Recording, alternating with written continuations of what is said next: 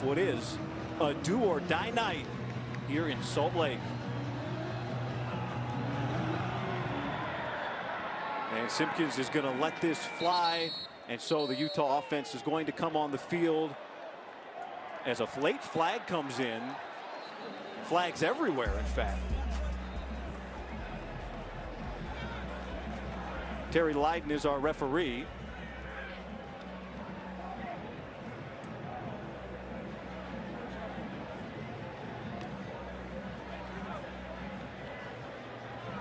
Interesting.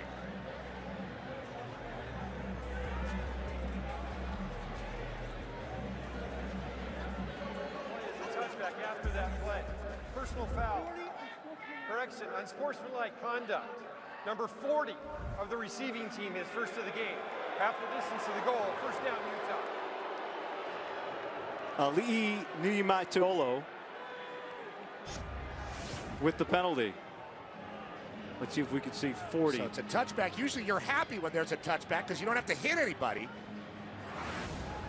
But just a little overzealousness, just a little excited to start the game after the whistle, a late hit, and Utah starts backed up with Troy Williams at quarterback. Kyle Whittingham still trying to get an explanation.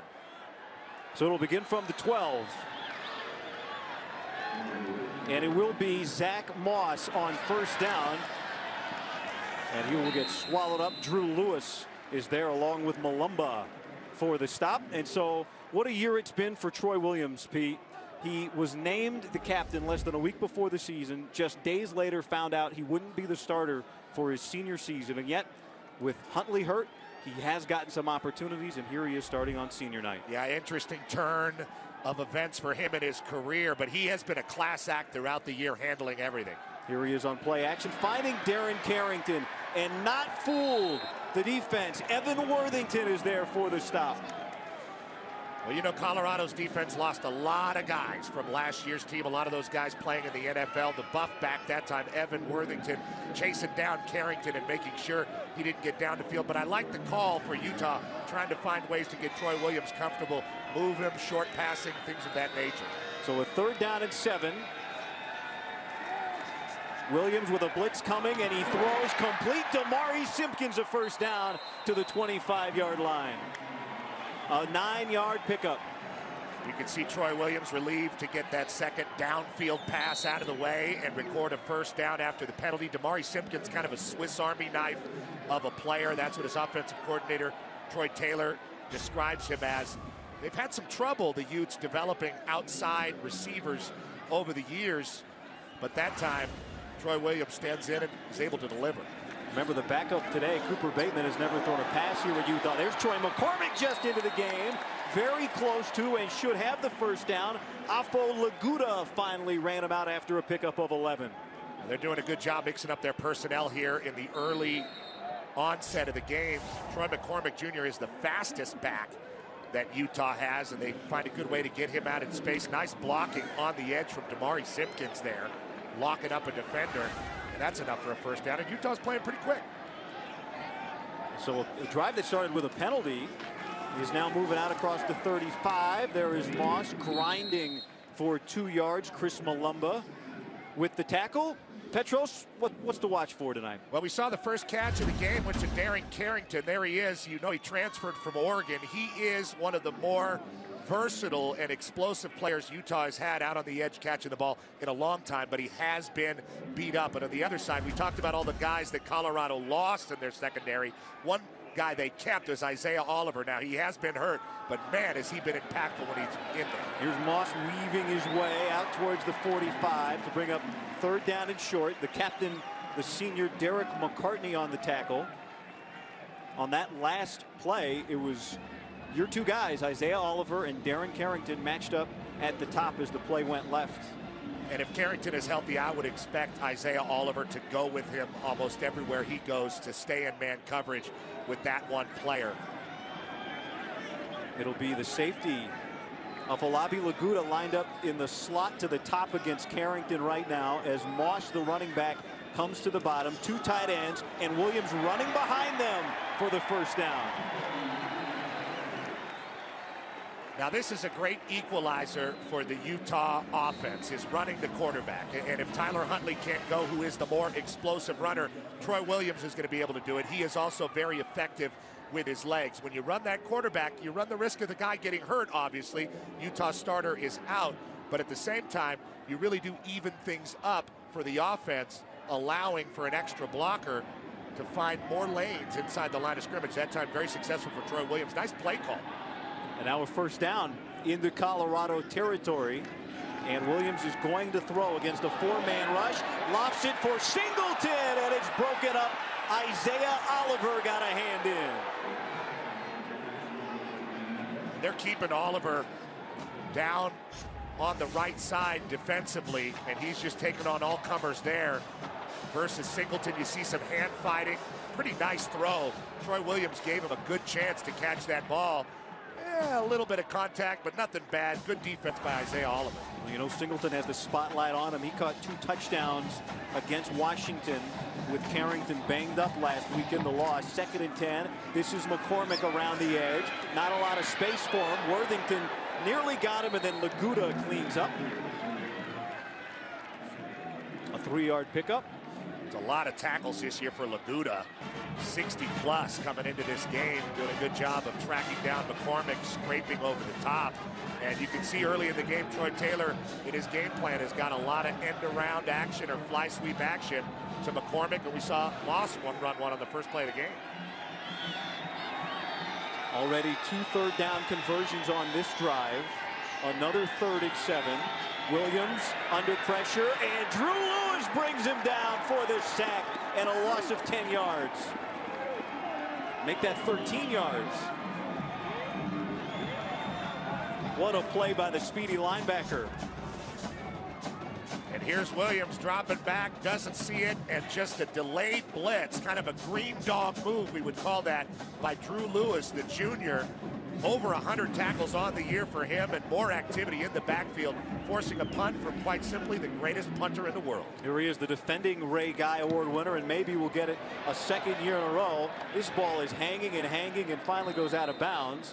We'll see where this gets marked at the 22-yard line, a 33-yard punt. And so a drive that started deep in their own territory doesn't result in points, but it flips the field position. The Buffs offense on the field for the first time next. For Utah, one of the strongest defensive linemen in the country. Throwing on first down, and that pass is broken up. Julian Blackman, Shea Fields, who was concussed against USC 2 weeks ago, the intended receiver. There is the man you're looking for. Yeah, 4-year starter. Utah prides themselves, Guy, on their inside play of the defense, the front 7, and that's why guys like Julian Blackman are out there one-on-one. Asked a lot of the corners over the years, has Kyle Whittingham, and they have delivered, especially Blackman. 2nd down for Montez, who throws complete to Bryce Bobo, having a great year, eludes a defender, and then Corian Ballard is there to stop him after a pickup of 5 yards. And we saw Colorado convert so often on 3rd down. Now it's going to be Utah's, or excuse me, we saw Utah convert. Now it's Colorado's turn. There's a good crowd. Nice warm night here in Salt Lake. Everybody's out here in Bermuda shorts. Philip Lindsay stands beside Montez as Ross goes in motion. Montez, a bullet, and it's dropped by Bobo. The team leader in receptions with an uncharacteristic miscue. Montez was pretty clean in the pocket there, was able to step up and really deliver that ball. Like you said, Guy, he put a little extra on it, but just Bobo could not come down with it. Maybe a little bit behind him, but it did go off his hands, and that is a 3-and-out for the Buffs. Utah getting the ball back. Booby Hobbs will return this off the foot of Alex Kinney. Hobbs returned a punt for a touchdown in the meeting last year between these two. A line drive, and with Hobbs backing up, he mishandles, now picks it up at the 20. And finally gets pulled down by Bo Bisharat, the special teams ace and backup linebacker. And the Utes with much better starting field position. Cal Whittingham's offense on the field for the second time. Tyler Huntley, who did not start, did not dress initially for this game. Zach Moss stretching it behind Harrison Hanley's block, a first down. Worthington finally brings him down after a pickup of 17 yards. That's the man you wanted him to feed. Yeah, he's got to get the ball and do more of that. Take it to the defense, going vertically right at them with his helmet and shoulder pads. Watch Moss make the decision, put his foot in the ground there, and then just take it right up the field. Good blocking. They create a little bit of a lane for him, and then finishes the run with power. And then hurry to the line of scrimmage, and Moss again sticking a nose. And Troy Williams, the quarterback, had his face in there as well, and a good pickup on first down of 6 yards. Rick Gamboa, the captain on the defense, with the stop. And let's check in with Greg Wolf in LA with a grain break.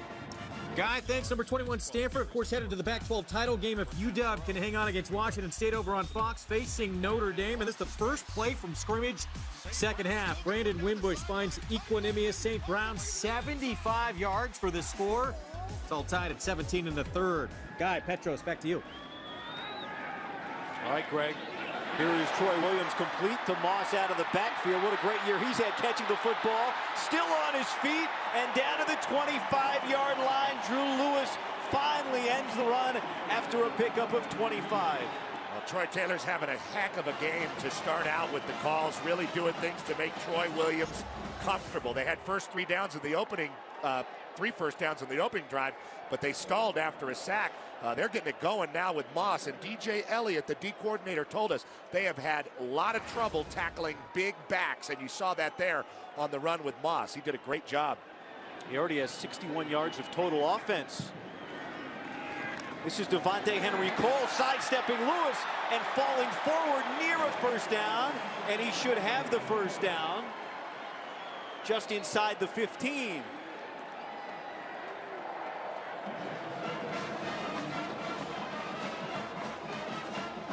Colorado has struggled this year a whole bunch against the run. It's not the personality of what Coach McIntyre wants his team to be, but they've replaced a lot of guys on that defense, 8 or 9 starters, and it's still a glaring problem.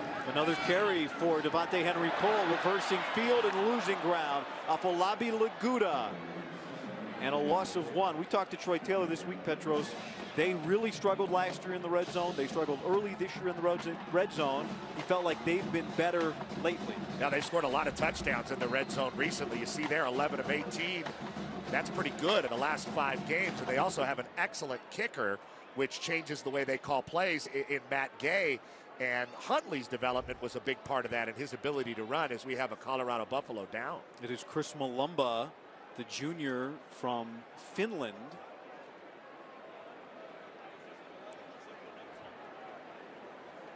And the way that Utah's been running the ball, and you see him kind of describing what's happening there, but the way Utah's been running the ball, Colorado can ill afford to lose anybody up front.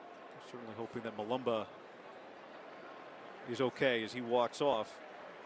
And we'll step aside. It'll be a second down for the Utes when we return.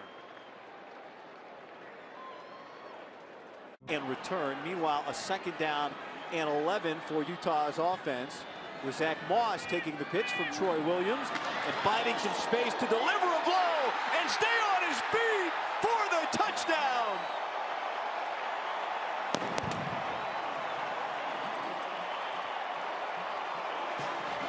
Well, you said he runs hard. That's one of the most punishing runs I've seen this year from anybody. Zach Moss taking that pitch and then just taking it up into the line of scrimmage with no regard for anything and running right through the Colorado defense all the way to the house, and we have a Ute down around the 15-yard line. It was Nick Fisher who tried to meet Moss. Meanwhile, that's the freshman Brian Thompson, the true freshman, who they are very excited about. You know, one thing that is a demand on this Utah offense, the wide receivers must block. And obviously a physical play all around.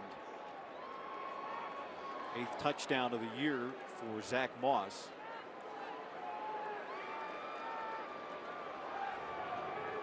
We've had now back-to-back plays with players limp off.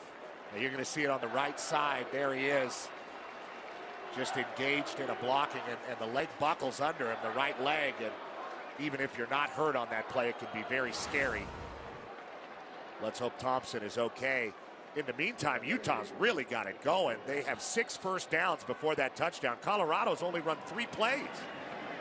And meanwhile, here is Matt Gay, who has not missed an extra point this year. The Lou Groza Award finalist, splits the uprights.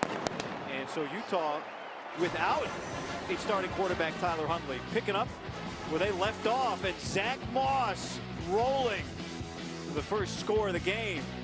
Utes lead 7-0. On that drive. And so this is the first return, but it won't be one. Let's take another look at that touchdown, Petros. Really, really impressive. Nick Fisher came up and tried to, the strong safety, half step in there and make the play.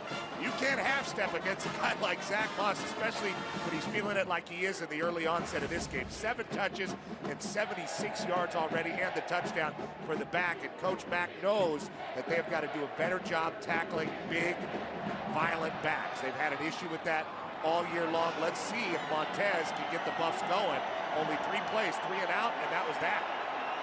So Philip Lindsay, Colorado's answer to Moss has yet to have a touch. We saw Moss on the field before the game. He looks like a bodybuilder. He's getting better and better.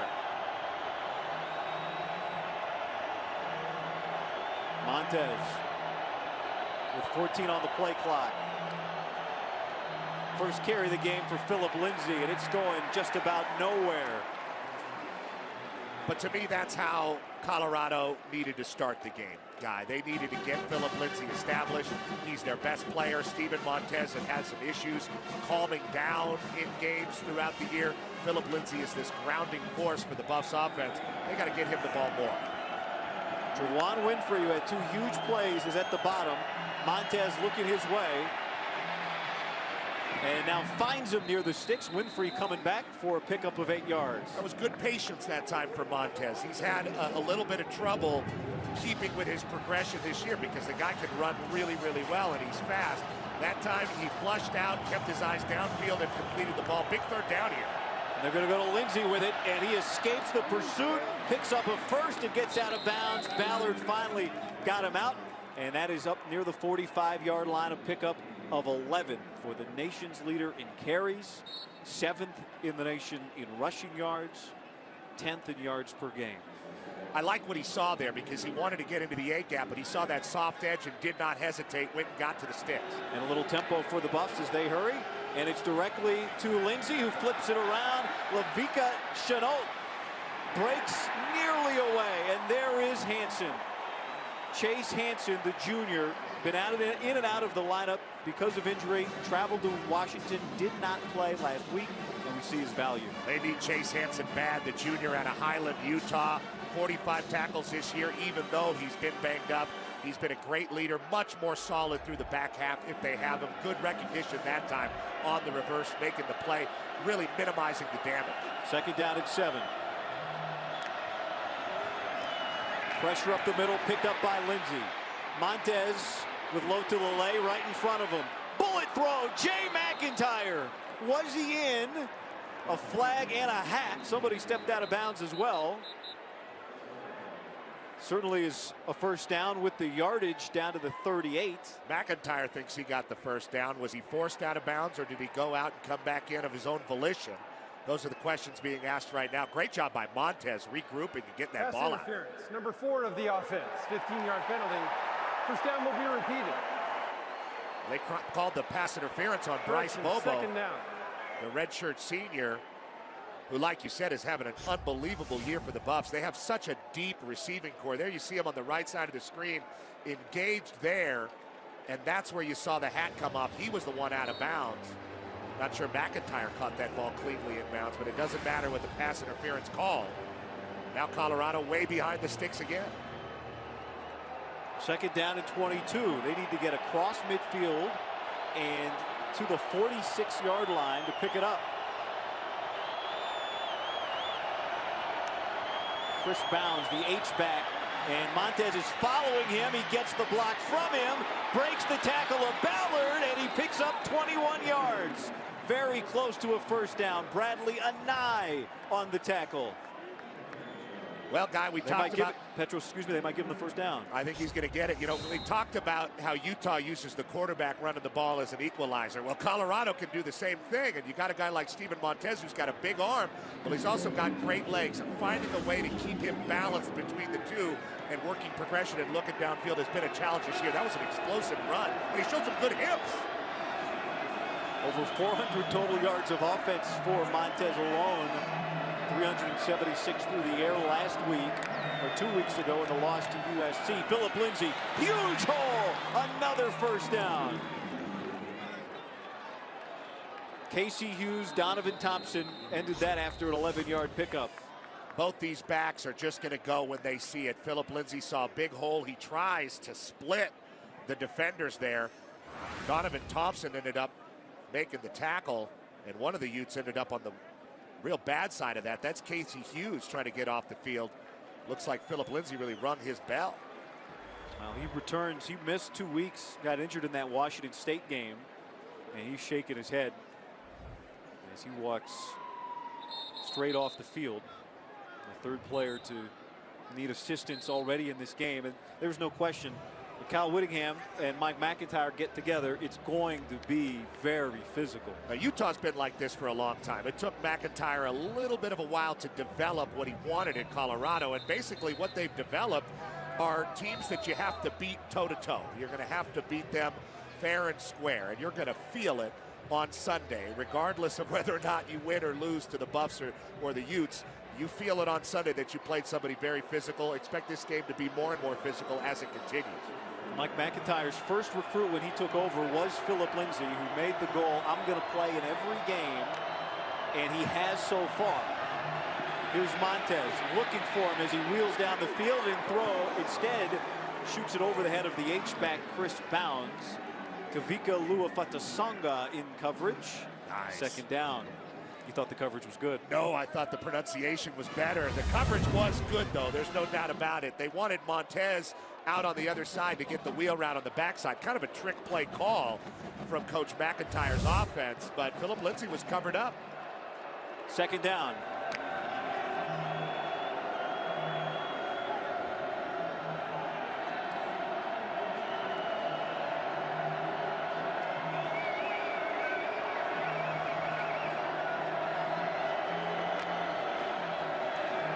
Montez pumps, more pressure. He's got Bobo, and he brings it in. Dropped it. Second drop for Bobo. Remember, he had a drop on the first drive of the game. Kenrick Young, as I was giving Bobo the catch, said, not so fast. Well, 58 receptions going into the game for Bryce Bobo. He's been fabulous. And now because they called the pass on first down, they're in a third long situation. Third down jump is on in the Muss. As the Buffs are driving or trying to drive down near the Utah student section. Devin Ross, the motion man, on 3rd and 10. Underneath it, it's batted down. No, sir, says Luafatasanga. And another third down stop. Playing that rover linebacker position, Luafatasanga was just kind of reading the eyes of Steven Montez. He wanted to get Bryce Bobo on a drive route. You see him there, but Luafatasanga saw it, got up and knocked it down. God, I love these Utah names. 51-yard attempt coming here for James Stefano, the Lou Groza semifinalist. He's made 9 straight field goals this season. It's got the leg, but he yanked it left, and that breaks the streak of 9 in a row. Just his 5th miss of the season. So a better drive for the Buffs, but Kyle Whittingham's defense maintains. The one thing they can look to is say, we've got our back going. He has been able to run the ball and get some space out there. Montez showed some patience getting the ball out. I think the play calling kind of stalled on him. They tried that wheel route. They thought they're going to get a touchdown. and then they got behind the sticks and weren't able to figure it out. Colorado's got 49 rushing yards on that drive, so they had some good bright spots, but the missed kick gives the ball right back to Troy Williams and Zach Moss, who's having a heck of a game so far. And Moss is in the game beside Williams with Carrington in motion, and there's Moss again, just pushing and pushing. The first contact just does not bring him down. Evan Worthington after a pickup of 5. Isaiah Oliver there with him. Moss, of course, the high school teammate of Tyler Huntley, not starting in this game, and Damari Simpkins with 3 sophomores from Broward County who showed up and have brought some electricity to an offense this year that is 9th in the Pac-12 at 29 points per game, but they scored 30 on a Washington team last year you don't do that against. Here's Moss with another big carry, and Lewis brings him down by the back of the helmet, and so a flag comes down. Maybe got him on the nameplate too. Drew Lewis trying everything he could just to get Moss down. And if you're not going to hit Moss until he's about 6 yards down the field, you're not going to have a lot of chances to tackle that guy. Personal foul, grasping a helmet opening, number 20 of the defense. 15 yards from the end of the run, first down, Utah. Never heard it said like that. An opening in the helmet? Opening. But here's the run from Moss. You see him coming over out of the shotgun, and the hole's right there. Nice blocking, kind of a zone scheme. And you see him go back of the helmet down. Right on the helmet opening. Yeah, I guess there was an opening back there. Not a big one. So all told, 20 yards plus 15, a 35-yard sequence. And here is Henry Cole, who gets upended. There is Lewis taking out a little aggression. But it's been a steady diet of Moss and Devontae Henry Cole. And they've got McCormick going a little bit. All 3 backs have gotten touches to start this game. Really nice game plan from Troy Taylor. There's something on that edge for the Buffaloes that they really like, but a really physical finish there by Drew Lewis. Probably angry, like you said, after grabbing the opening in the helmet. 2 tight ends. In now, Hanley and Fakaloa Tonga for Utah. Instead, it's a throw. It's Carrington out of bounds, pulling down the defender Isaiah Oliver with him, and a flag lands where they were doing battle. Oliver saying, I was the one being interfered with. Well, there was definitely a lot of contact on both sides, and you could tell what Utah wanted to do the second the ball was snapped. They liked that one-on-one matchup between Carrington and Oliver. Best receiver, best DB. Pass interference, number 26 of the defense. The foul occurred in the end zone by where the ball is placed at the 2-yard line. First down. What do you think? I think Utah's going to run the ball now. But here's Oliver. He does initiate that contact, gets into the chest. He does do a good job of getting his head around, but just way too much contact to start. I like how he's trying to deny Carrington the room, but you got to give him a little more room than that. Moss already with the touchdown. He's in the backfield. Now this is interesting. Shotgun inside the 5. With Handley, the tight end, now moving left. Here is Moss, and he is in. His second touchdown of the game. Oof. Ground and pound, and the Utes with a chance to make it 14-0. Man, poor Derek McCartney. These guys are getting posterized. This is unbelievable. Moss is knocking these Colorado tacklers off him like they're Pop Warner players in this first quarter. And they're almost at 100 yards rushing already in the game. He added 5 pounds of muscle in the offseason. Jeez. That's a powerful 5. Matt Gay, 2 of 2 on extra points and still perfect on the season. Back-to-back drives of 66 and 73 yards. And Zach Moss doing a lot of the heavy lifting. Now with 9 touchdowns on the season and over 100 total yards in this game. Here you see him just sliding over in the shotgun protection. Free tackler right on the goal line and does not have a chance. Does McCartney, not with the way Moss is running with power. That's just embarrassing. That's going to be tough to watch on tape. You do tape after the last game if there's not a bowl game? If you score, if you're a senior, if you score a touchdown like that and you knock guys out like that, you're going to watch it way more than once. But that is an interesting question. If you don't go to a bowl game and you're not doing anything as far as practicing goes, that tape for the last game gets thrown away and no one ever sees it.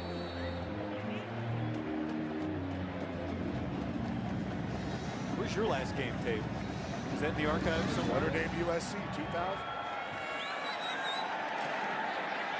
K.D. Nixon bringing it out for Colorado. And he eludes two tacklers, stays in bounds across the 30. Henrik Young helps push him out. And it's time now for a game break. Greg Wolf, an update on the Apple Cup. Yeah, championship game. Back to you guys. Wow, what a score. Thank you, Greg. Here's Montez. Jay McIntyre. This one without flags on the field. That's in bounds, a catch. Julian Blackman got over there after a pickup of 20 yards. Montez looks better and better in this game, and he's been pretty sharp. He had Bobo with the drop on the last drive. That time he dropped it in right between the corner and the safety to Jay McIntyre. Nice touch. And McIntyre held on, and now here's Philip Lindsay again, bouncing it and tripping up. Henniger might have been the man there. Let's take a look at that previous play and the catch from McIntyre. Nice job with the footwork. That's a catch in the NFL. Second down and 11 after the loss by Lindsay. Montez. Pressure. Tautioli in pursuit. And he will just heave this out of bounds. Out of the tackle box. Beyond the line of scrimmage. Well, one thing that really impresses me about Montez as he develops as a player, only a sophomore, is he is 6'5". I mean, that's a 6'5" guy out there eluding defenders and finding a way to get his throw off. And that is not easy to do at that height. Very fast. If this guy can get consistent, he'll be one of the best quarterbacks in the conference. Got himself in great shape this offseason, down to 225 pounds. Last play of the first quarter is a third down. Montez, a bullet too high for Winfrey. First down yardage, but they couldn't connect. And that's how the quarter will end. It's been all Utah and on the ground. A game that will send the winner into bowl eligibility and the loser home. One quarter in the books. And the Utes lead the Buffs 14-0 on FS1. He looks okay, and they haven't taken his helmet, but a very interesting development. Meanwhile, a fourth down to start the second quarter. Alex Kinney spinning that one backwards. Booby Hobbs, the fair catch at just about the 12-yard line. A 35-yard punt. Take a look at our first quarter summary thus far, heavily in favor of the Utes. Wow, look at that. 9-13. Really possessing the football, running the ball well. Moss is over 197 rushing yards for the whole team. Moss has been unbelievable. Check out Zach Moss and the physicality he brought to the first quarter of this game. Absolutely knocking over the Colorado defense like they're bowling pins. And they're kind of dressed like them tonight so far. Running over poor Nick Fisher. Taking it right down on top of the U. 2 touchdowns already. Here's Troy Williams, and nowhere to go on first down, keeping the ball. A loss of 1.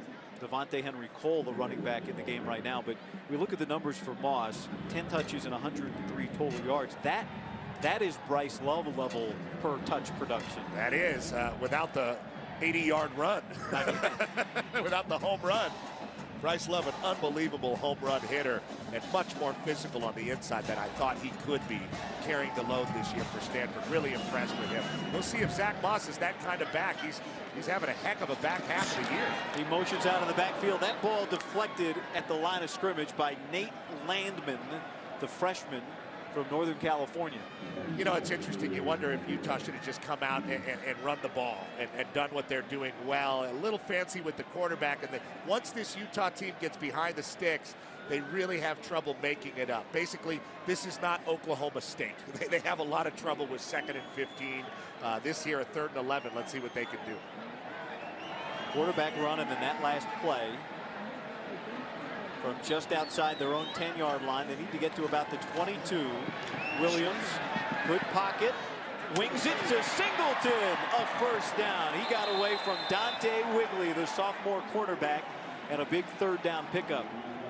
Well, we talked about how Singleton has come on in the back half of the season.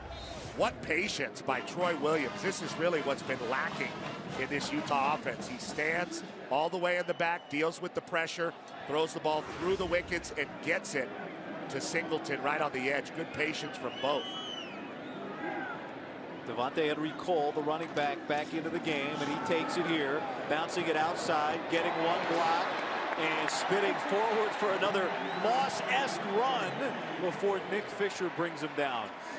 Well, I like the fact they're getting Cole and McCormick, both of those guys under 200 pounds going, and they're getting those guys going on the edge, and then the changeup is Zach Moss on the inside, and it's really keeping Colorado's defense off balance. They're having a hard time tackling everybody running the ball for Utah right now.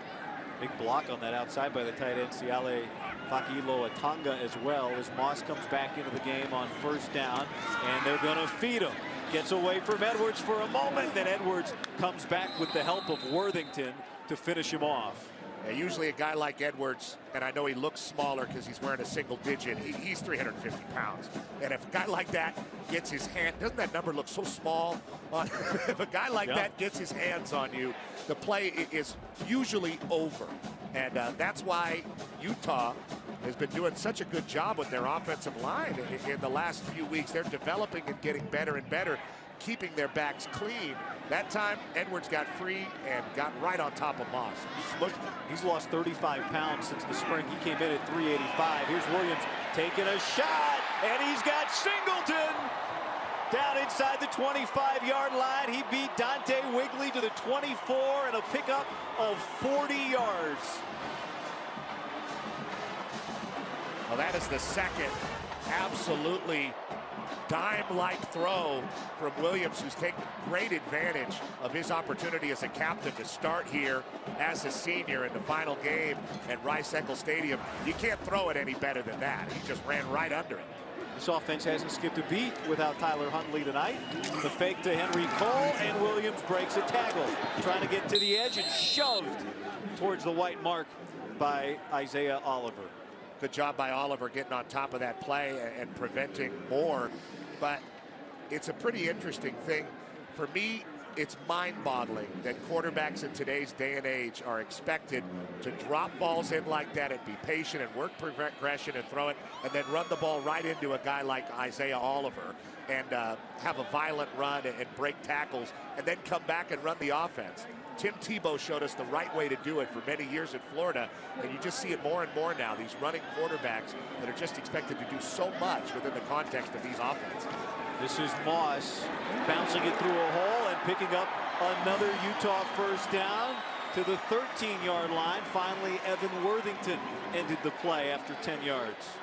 But to your point, particularly in this league, Manny Wilkins at Arizona State, Khalil Tate at Arizona, just in the desert, they're facing off earlier today. You think about matching up with them, how difficult that can be. Well, imagine coordinating a defense in this conference. You know, one week you're playing a guy like Josh Rosen, who drops back and throws beautiful balls, and then you're facing a guy who can run the ball in Montez, who can throw it well. There's a lot of variations, a lot of different offenses, a lot of innovation. Cody Ippolito in the game, the fullback leading the way for Moss, who squeezes through the pile and gets down to about the 8-yard line. Rick Gamboa, the stop. Utah can pick up a first down at the 2-yard line. The 10th play of this drive coming up for the Utes. And it's getting to the point where Colorado is going to need just to possess the ball a little bit to protect their defense. You know, these guys are starting to get gassed, and it's early in the game, but Utah is taking it to them with every ounce of physicality they have, and they're being very successful. The Utes look like the team off a bye. Here's Williams, delay, into the end end zone. Touchdown, Utah. And the senior getting the opportunity on senior day. Puts up the Utes by 3 scores.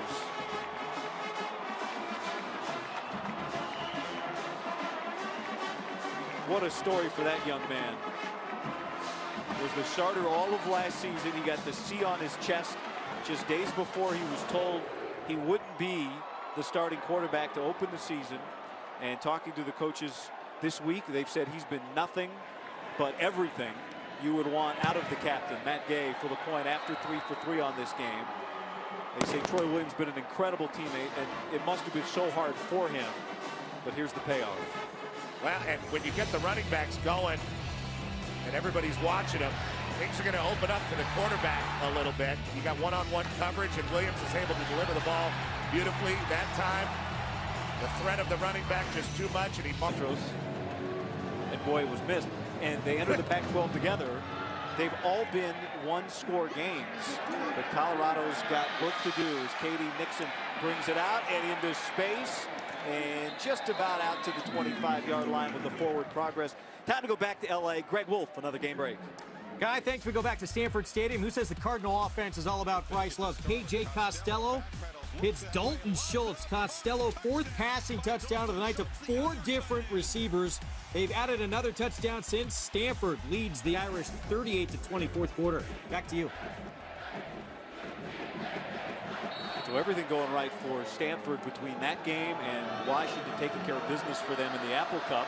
David Shaw always finds a way, doesn't he? He sure does. Philip Lindsay, we saw him go into the locker room earlier. He's back into the game. Trouble for Montez, and he goes down.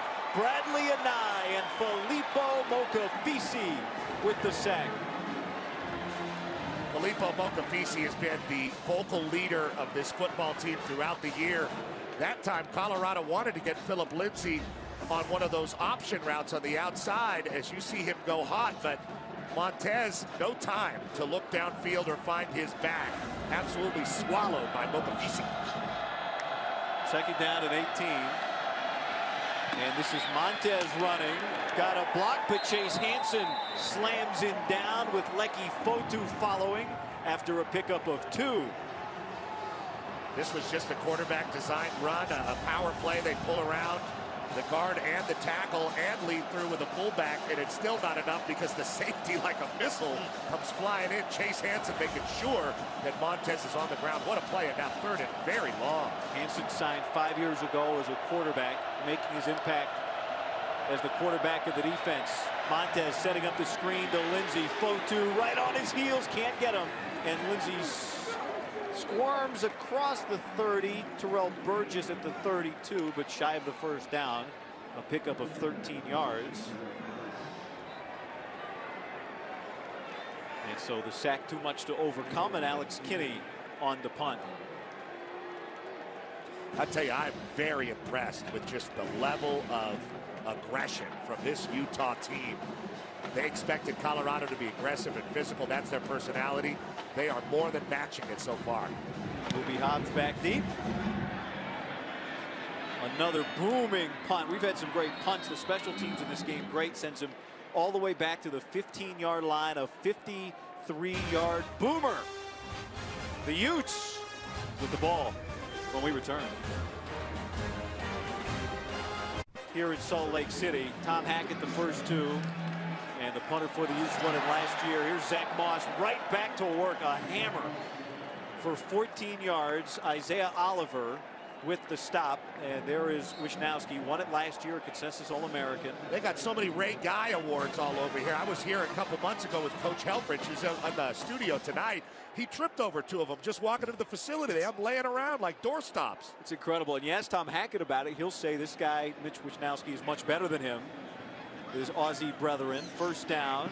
Troy Williams, patient, throws outside. Simpkins, a catch on 1st down to the 34.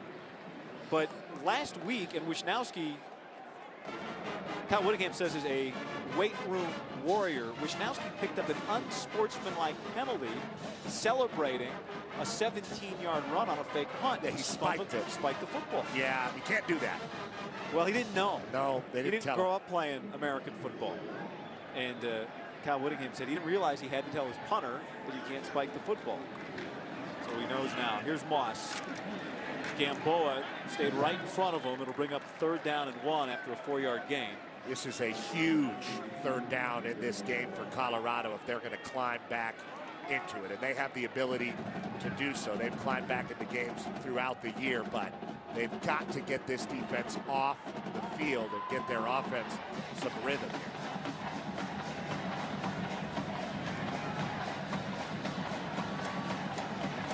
It's Williams running behind Moss, a 1st down, making it look easy on the ground, or the Utes. Well, they pulled 3 defenders out with the bunch formation on the top of the screen, and then Williams taking advantage of the numbers and just leaning forward for the 1st down. Coach Whittingham has got his offense going with a senior captain and an unexpected start tonight.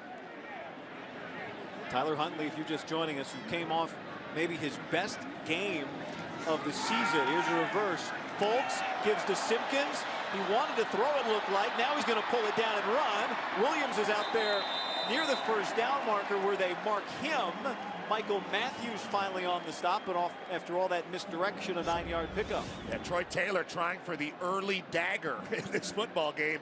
A double reverse pass. Damari Simpkins did want to throw it.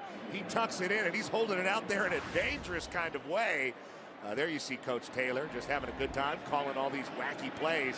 When you get almost a 1st down on a botched double reverse pass, you know your offense is going pretty good. 2nd down and 1.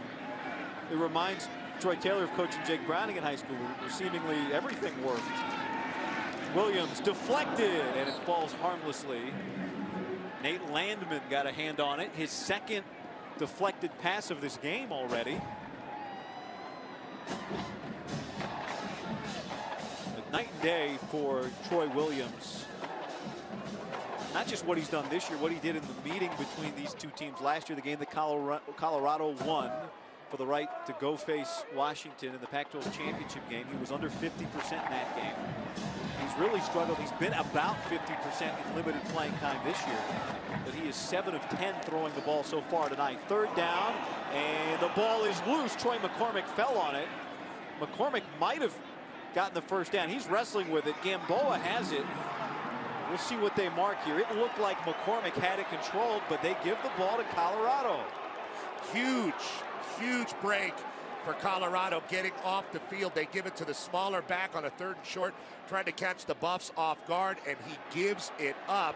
Rick Gamboa wrestles it away, and Colorado finally finds a way to get off the field by forcing a turnover on a 3rd and short. They brought in the fullback and everything. I think it was Ippolito that was carrying the ball. Oh, there you go. Yeah, they gave it inside to Ippolito right off the bat. And he never really quite had the handoff. There you go.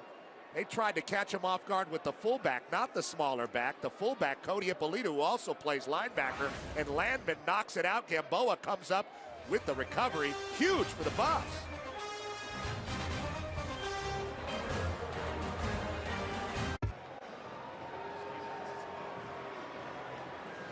So they're reviewing the play. After they just further did. review, the running back was down. The offense will keep the ball. There is no change of possession. It is 4th down, Utah. Let's bring in our rules analyst, Dean Blandino. What'd you see there, Dean? Yeah, so what they were looking for, it was clearly a fumble, but they were reviewing who recovered the loose ball. And if you see number 4 on Utah, he's actually going to possess the ball on the ground. He's down. And then the Colorado defender is going to pull it out. So Look that's a good how sneaky overturn. he is. The other thing they have to consider, How very could he tricky. do that, The Dean? other thing he has to consider is where was the ball in relation to the line to gain? And it was short of the line to gain. So it's still going to be a 4th down in this situation. Colorado still gets off the field, but I don't like those sneaky linebackers. The back had it. He was on the ground. You can't take it from him there. Blow the whistle. You saw it, guy. I didn't see it. Spoken like a true ex-back. Thanks, Dean.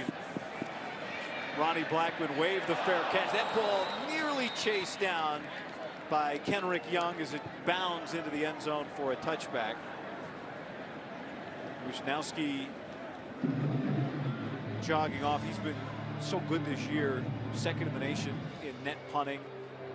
second inside the 10. In fact, a quarter of his kicks land inside the 10, but wasn't able to squat that one down on the doorstep. And so back comes Montez. And this is a huge moment in the game for Colorado. The defense finally did their part after what looked like a spirit-breaking drive to go up 21. They get a stop, almost a turnover, but eventually force a punt.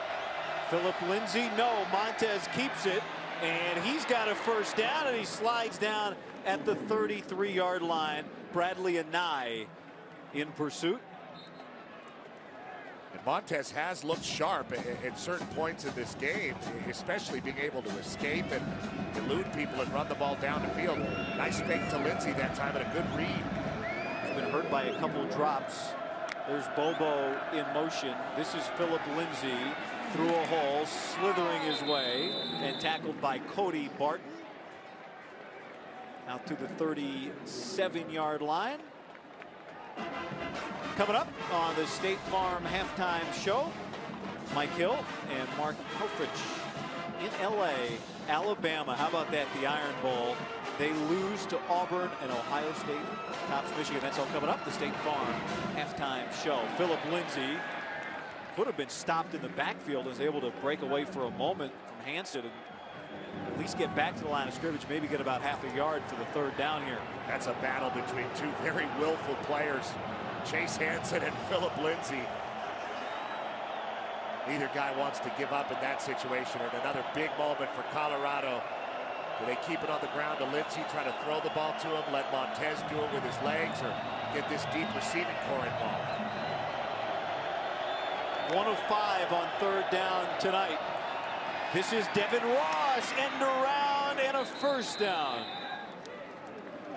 Well, that's one way to involve your receiving core. They get it to Devin Ross, another one of the senior receivers that Colorado has, a very deep position group. 43 receptions coming into this game. And they get him on the end around, and Colorado stays on the field. Very imperative for them to do so. They will have the ball first in the second half if they can march down and score here. Lindsay with a flag in, Barton with the tackle.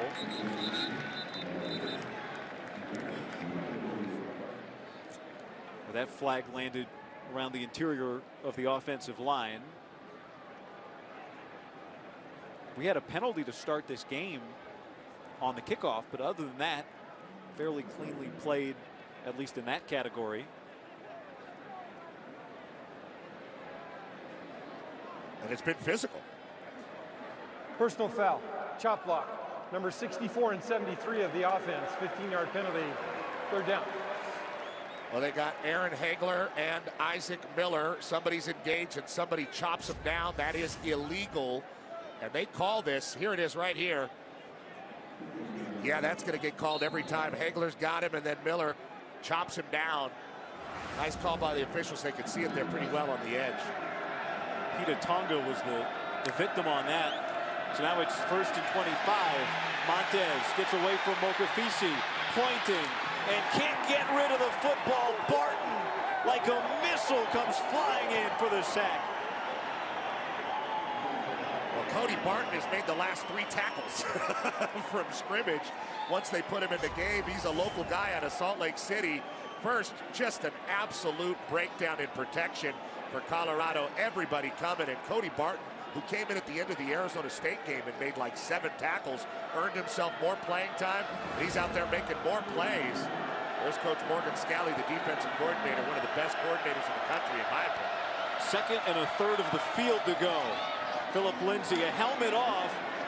Bradley Anai with a flag down, and there are 2 questions here. One is, did his helmet come off as a result of a penalty?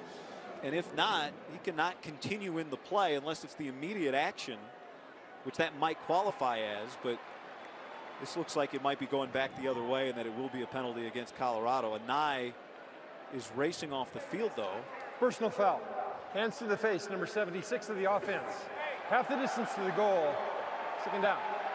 So just as I said, it's been pretty flag-free. Colorado picks up another penalty. Thanks Jeremy a lot, Irwin. Guy. My bad, Pete. He's 76 there. Yep, rips it off. Pretty easy to see. And Anai gets a chance to show everybody how cool his hair looks. Well, As a result of losing the foul, the helmet via the foul. So they're going to keep an eye on the field. That's right. You can continue if the penalty is the reason the helmet came off, and that was the case. So if it was a third of the field to go the last time, it's almost half now, Petros. 2nd and 43. They need to get to the 44, just about. And that won't do it. That's a pickup of 2 yards. Chase Hansen. I wonder here, knowing that you're going to have the ball first in the second half, what'd you think of that second down play to not move the ball down the field? Colorado's in a tough spot. There's not a lot of plays in the playbook for 2nd and 42. There's just no plays in the playbook for 2nd and 42. Maybe they thought they'd catch him off guard and gash him a little in the run game there. It certainly was recognized by the Utes and taken care of immediately. So now 3rd and 41. Montez underneath to Bobo. He's got blockers in front of him, creating at least a little space as he gets out to near the 26-yard line. Donovan Thompson, Cody Barton on the stop. But back to Barton, who had a big series. Morgan Scally, there he is, the defensive coordinator, lit up when you asked him about Barton, because he plays the way Morgan Scally plays. Taking their first time out of the half. Utah takes the timeout. Well, he's got to be happy with the way his guys have played, really not allowing Colorado to get anything going consistently, and that's the real key to coordinating well. A minute 50 remaining in the first, and Utah in control. Happy to have a break. You and Mike spent all day together in the studio. It's glorious. You were on every time I flipped on the TV. Ruby Hobbs receives the punt, and nowhere to go. A 48-yard punt, no return. Coming up tomorrow. MVP frontrunner? Which one? Wentz? Brady? I like Wentz. All right. I'm always going with the youth movement. I met Tom Brady in college, and it's hard for me to get over how good he is now. 1:43 remaining here in the first half. Troy Williams over the middle, complete. Darren Carrington, his 2nd catch of the game, a 16-yard pickup and a first down. They haven't needed Carrington that much. He is their most explosive playmaker, especially out there on the perimeter. He's been banged up, but getting the ball down the field to him on first down. Utah's threatening again. He's in the slot to the bottom. Williams looking that way, and he's got Carrington back-to-back catches, lunging for the first down. Gets marked shy. Drew Lewis prevented the first down, and so 2nd and short. They had Drew Lewis running with Carrington, and that is a linebacker on one of the better wide receivers in the conference, and that is a matchup that Troy Williams recognized right away, getting the ball to Carrington 2 plays in a row. 2nd down and less than a yard for Zach Moss. Plenty of space with defenders on his back. Timothy Coleman riding him to bring him down inside the 40 to the 34-yard line, a 15-yard run. And this could be a back-breaking drive. Utah's already over 300 yards of offense here in this first half. Every one of them kind of seems like that. Every run takes a little football out of Colorado. Under a minute now. Underneath, Carrington steps out of bounds near a first down. And I think they're going to give him the first down. Nick Fisher there for the finish. Move the chains again. And it's really the arrival of Zach Moss in this football game and how much he's been able to take football, like we said, out of this Colorado defense that opens up everything else for Troy Williams. But to his credit, he's been very patient back there. He's been looking for receivers. He's been working his progression. And Troy Taylor's caught a real rhythm calling play. Moss at the bottom and going that way. He can't hang on the spiral from Troy Williams. Moss 123 rushing yards in this game. In addition, a catch for 25. And Kyle Whittingham's team, if there's any question about how they respond to a tough loss, it's remarkable, Petros. The men in red have lost 6 of 7. Don't look like that now. Churning, Moss, bodies everywhere. What are you doing to him, number 2? He is just taking the football out of Colorado in this first half. They're going to hope he doesn't come out for the second half. It's been an absolute clinic on how to run the ball physically. He's not that concerned about both hands on the ball because he's just knocking everybody around with that offhand. And they seem to be clawing at it, but good ball security. Plenty of time here, but they won't need it. Troy Williams, high stepping in.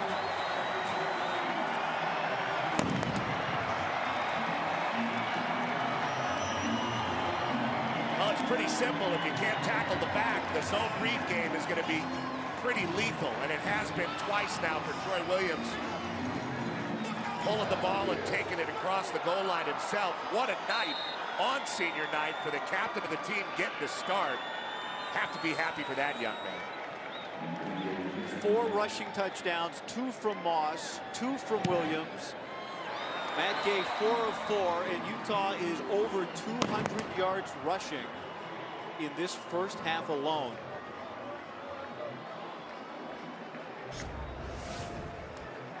Pretty simple zone read play.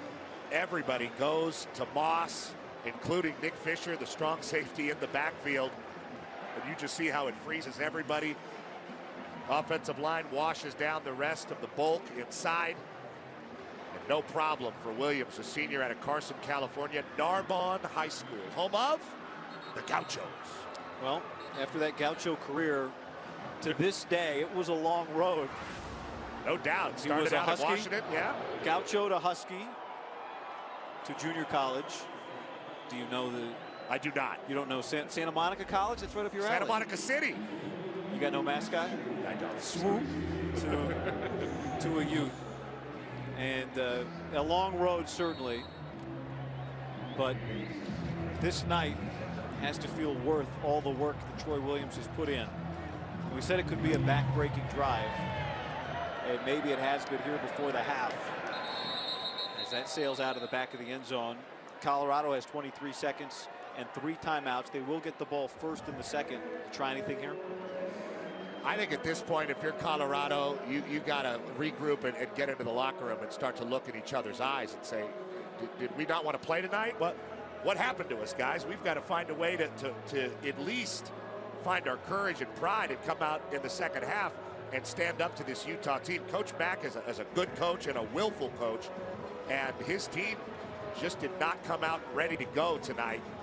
They got physically handled from the jump, and it's been that way the entire half. Well, they don't look like the team that's coming off the bye. No, they look rusty. There's no doubt about that. All right, well, in that sense, rest versus rust. George Frazier, number 5, lead blocking for Lindsey. 2 yards there, but this defense right now is hyped. Donovan Thompson and Cody Barton. I think Utah got the feeling that Colorado just wanted to get off the field as well. And that's indeed what's going to happen. One more love tap on the way out. That's right. There's been a lot of that from both sides. Utah's been delivering imbalanced numbers, 21 first downs. 21 first downs to just 6 in that first half. But as we say, Colorado with the football first here to start the second. Now we take a look at those first half stats, Petros. You see the 21 first downs. Wow. 4 drives that resulted in points for Utah, all of them over 65 yards. 3 of them over 70 yards.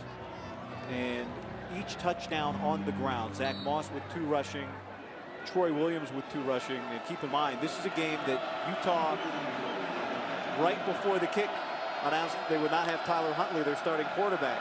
Here's Bo Bisharat taking the fake, and so it's Steven Montez running for 5, make it 7 yards on first down. Julian Blackman runs him towards the sideline. And Coach McIntyre is a prideful coach. You know, he's a guy that wants his team to be physical, to match the challenge of a team like Utah.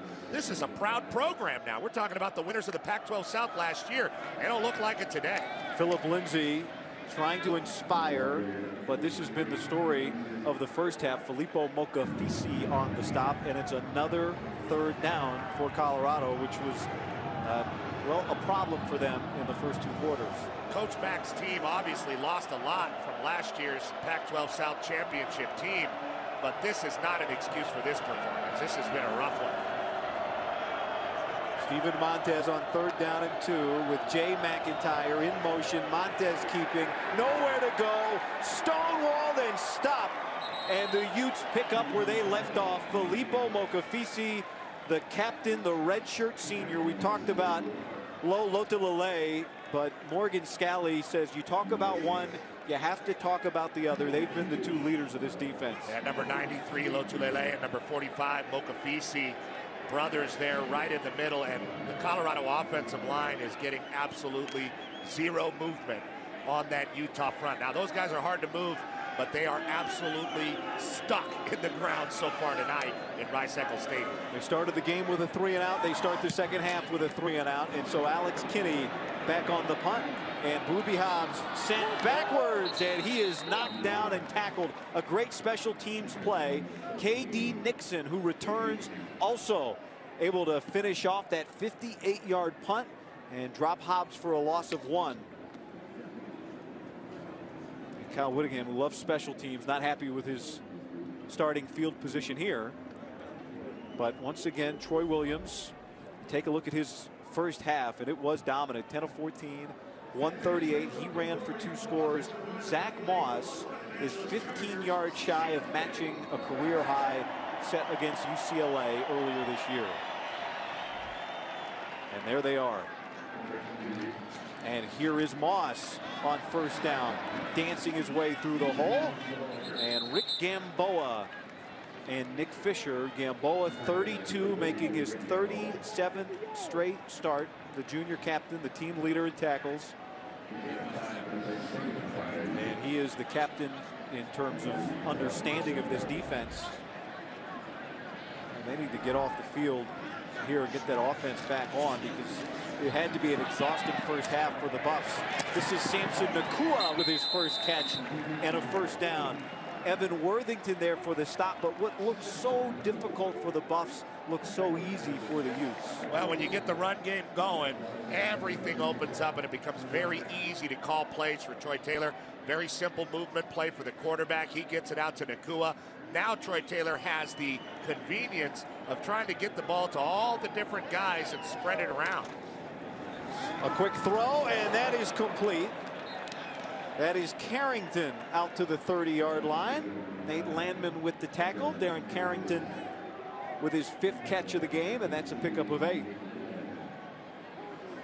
And again, that playbook is just opened up wide for Troy Taylor, because Colorado's done very little to resist Utah. Now, they haven't given up a ton of gigantic plays, not gigantic home runs, but Utah's just grinding away, getting good gains, everything they do. Except for that. And it almost, the turf monster has to make the tackle for Zach Moss. Landman got a hand in. There is Troy Taylor, and his first year as the offensive coordinator here was with Bo Baldwin at Eastern Washington, of course, last season.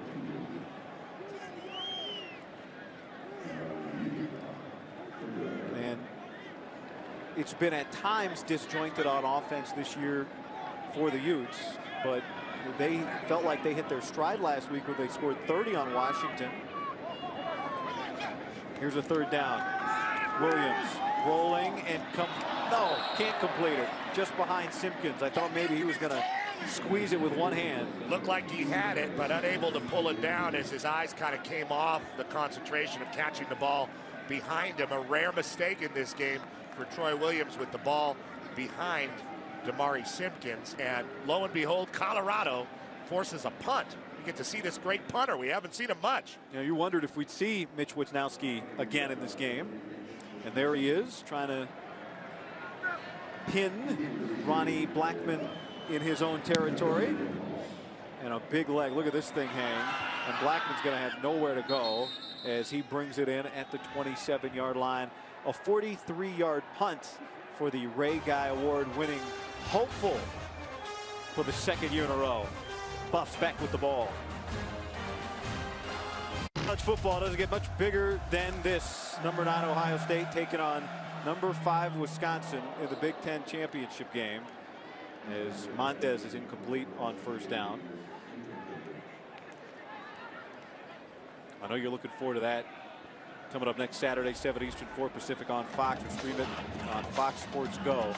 Is Wisconsin going to get some respect? I know that's the team you had them in. Did you I? have them in, yeah. I watched. I'm holding you to it. I want them to finish. Undefeated in the Big Ten. Finish it up. Montez, Jay McIntyre, his second catch near the sideline. That looked like a replay of his catch in the first half. Yeah, just one of the small bright spots in the first half for the Buffs. Jay McIntyre, obviously related to the head coach, has become a very reliable option for his Pops.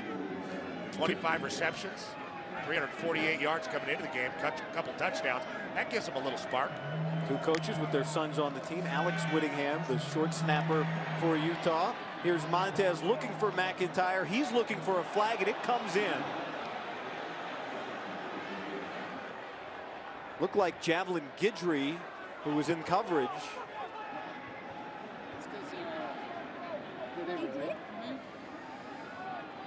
Now, the fire hasn't left Mike McIntyre despite this 28-0 hole.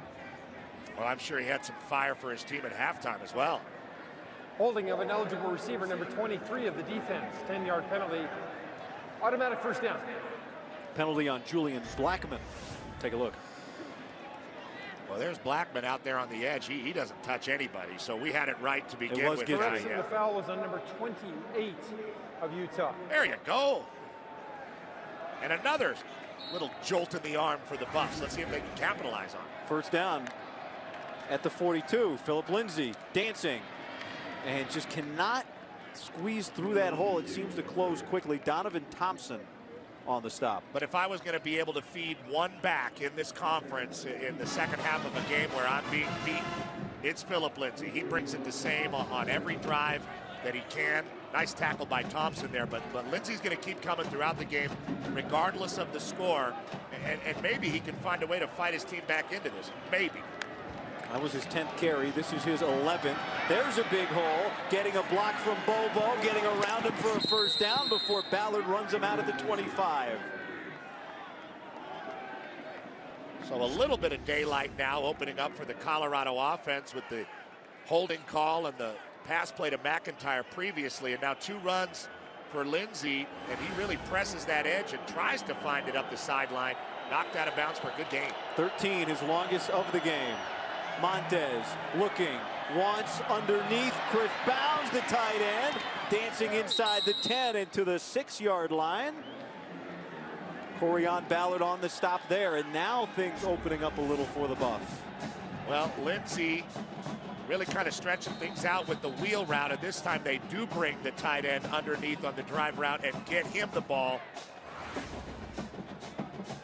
Meanwhile, Corian Ballard is down on the turf near the near side sideline on the 5-yard line. Donovan Thompson, the Mike linebacker, went all the way with Philip Lindsay and did not recognize the underneath throw to the tight end till much later. And that's the second time in the game that call has been made by Brian Lindgren, the offensive coordinator of the Buffs. First and goal after this. Zone of the game for the Buffs, and they're going to hand to Philip Lindsay, spinning his way down to the 1, and he's in. Touchdown. And maybe the fire is not gone for Colorado. Well, they give it to their Tasmanian Devil to run angry. That is his nickname, and Philip Lindsay takes a little bit of that frustration out on the Utah defense in what was a pretty good drive for Coach Mack's team coming out in the second half and saying, hey, we're still here. So there you go. A nice drive by the Buffs. Let's see if they can capitalize on it by forcing Utah off the field again. First opportunity for James Stefano, who missed a field goal early in this game, but this is first point after, of course, and that's right through. And so Colorado on the board. They went 3 and out to start the game. They went 3 and out to start this second half, but when in doubt, go to Philip Lindsay, his 36th career rushing touchdown. Yeah, pretty simple. They got Hagler coming around, pulling, and he tries to take a chip off of Hansen, and then everybody gets involved, pushing Lindsay into the end zone. He was sitting on somebody's chest, so his knees weren't down. Here he is right on top of Luafatasanga. Luafatasanga, yes. Well, it's quite a story. He's trying to avoid playing his last game of his career. He was the first recruit of Mike McIntyre's era, and he was recruited on a bad ACL, a torn ACL. He ran for 120 yards the third game of his high school senior year on that torn ACL, and then also blew out the rest of his knee, the PCL, the MCL gone. And Mike McIntyre told us this week he wasn't sure when he signed Philip Lindsay if he would ever play for him. But of course, he was recruited initially by the former assistant Eric Bieniemy, who's one of the greatest running backs in the history of the program. A heck of a running back coach. And he's in Kansas City now with the Chiefs. And he saw something in Philip Lindsay, who told us this week that his last two were Utah and Colorado. And the young man that was a Denver kid, went to Denver South High School, wanted to stay home and help his Buffs get back to where they once were, back when the man that recruited him was leading the way for a career high all-time yardage mark. You know, and here's a guy in Lindsay who's 5'8", 190 pounds. He's always had to earn it and prove it in every single situation that he's been in. He's always had to climb his way into the position that he's in, and it serves him well. What a great career he's had.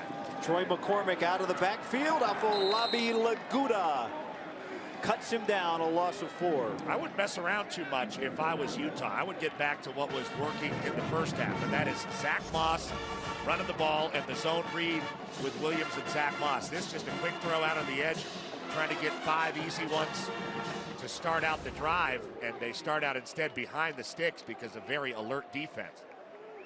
Moss off. Devontae Henry Cole, who ran effectively for 32 yards on 4 carries in the first half, comes into the game. Tech 19. Tech 19. Tech 19.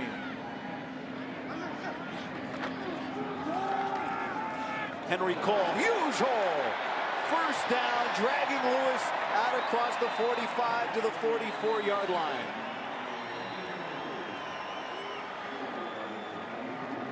Now this is what has gotten it going all day for Utah, just their base run. And they do it out of a shotgun, nothing too physical. Zone blocking scheme. You see a nice cut block there by Uhatafe.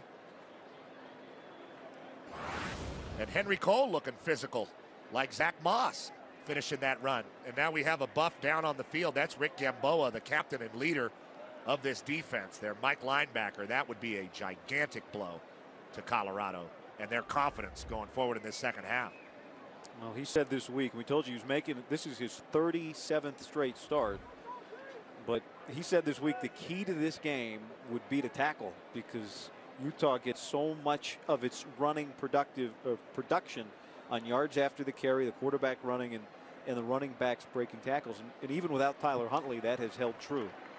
Well, we talked to Coach DJ Elliott, the new defensive coordinator for Colorado, replacing Jim Leavitt, and he said the importance of tackling these big backs was going to be a real key in this game.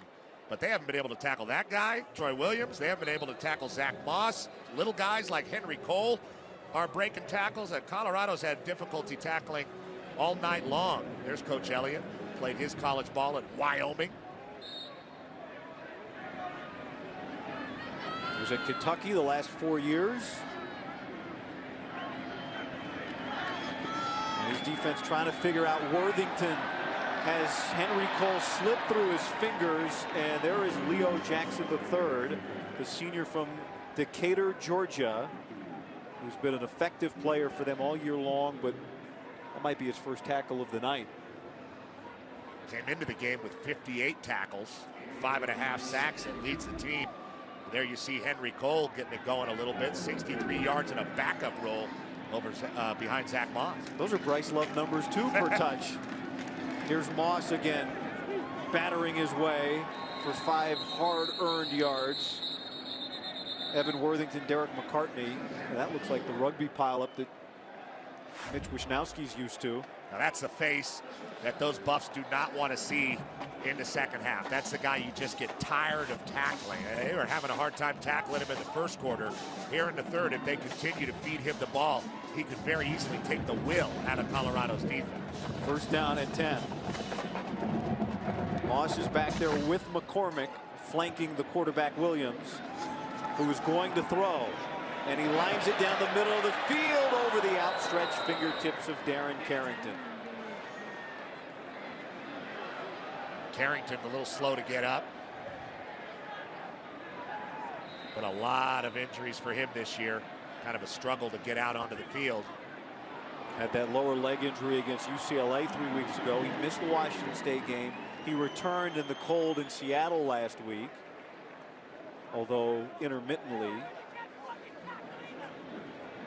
And a pretty nice throw by Williams, just a little far. Double coverage on Carrington.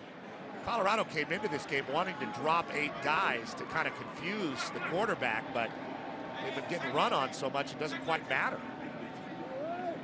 Troy Williams adjusting at the line. Here's Henry Cole again, cutting it back, eluding a couple defenders before Isaiah Oliver brings him down. Yeah, he kind of got flushed by the official right into Isaiah Oliver, and that can happen from time to time. Good tackle by Oliver, and it sets up a 3rd and short. Now, Colorado did have some success in the first half getting off the field on a 3rd and short, but Utah's threatening he's going to get a kick here at least. Cal Whittingham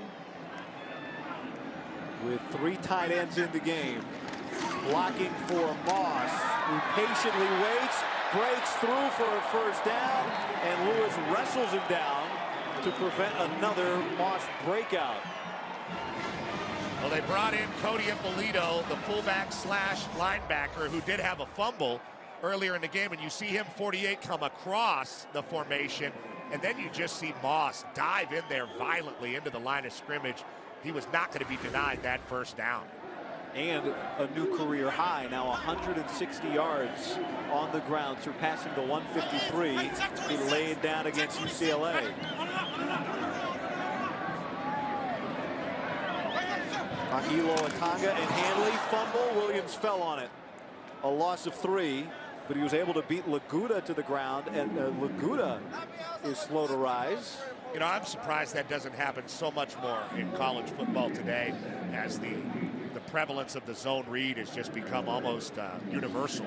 Almost every team has some kind of machination of the zone read, and you have a mesh between the back and the quarterback, and eventually somebody's got to take that ball. I'm very surprised that ball doesn't end up on the ground like that a lot more. So 2nd and 13 now. 4 wide with Moss back in there, looking for Simpkins, who snags it at the 20 and wrestles down at the 19-yard line. Dante Wigley after a pickup of 7 with the tackle. Great job by Simpkins making that catch and then trying to make a move kind of in the same motion as making the catch. And conversely, a really nice job by Dante Wigley staying with him and making sure he wasn't able to shake him. Look at Simpkins make that catch and then immediately try to dive back to the outside. Good job by Wigley staying with him. 3rd down and 6 to go. They need to get the 8th. We talked to Troy Taylor about these situations when you have a great field goal kicker like they do in Matt Gay. How does that influence the play calling in the red zone or near the red zone? To the air here, and Singleton unable to bring it in. Isaiah Oliver celebrating a great play. They have liked those vertical routes, attacking the edge. Every time they get around the 20-yard line, that's the 2nd time that Troy Taylor has tried for that. Pretty nice release by Singleton, but Oliver in great position that time. Very good coverage by the junior out of Goodyear, Arizona. 37-yard try for Matt Gay, who is the Utah record holder, 25 field goals made this year, and he's been fantastic. He's been a 50-yard ace, and so this is an effective chip shot for him, and that is good. The Lou Groza Award finalists tacks on. It's 31-7 here in Salt Lake.